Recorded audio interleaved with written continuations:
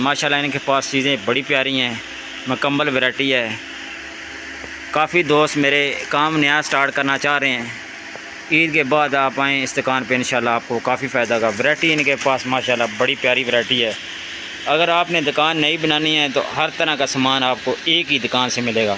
Rate इनके whole cell हैं। एक दफ़ा इस दुकान पे आएँ, बकाया आप पैसे भेजें, ये बिल्टी आपको भेज देंगे। माशाल्लाह बड़ी प्यारी वैरायटी है इनके पास।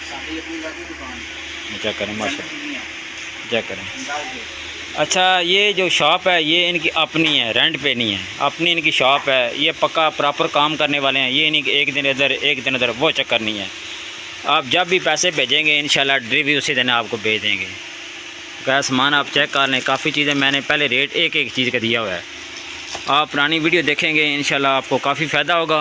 एक एक चीज़ का रेट लगा हुआ है, चीज़ें आप देख लें। इस दुकान पे आएंगे इंशाल्लाह आपको काफ़ी फ़ायदा होगा। ऑनलाइन अगर मंगाना चाहते हैं फिर भी आप इनसे रब्ता कर सकते हैं। इनका नंबर नीचे लगा होता है, हर वीडियो में लास्ट में नंबर होगा, आप इनसे रब्ता कर लें, रेट वगैरह पूछ लें, सामान मंगाना है सामान मंगवा सकते हैं।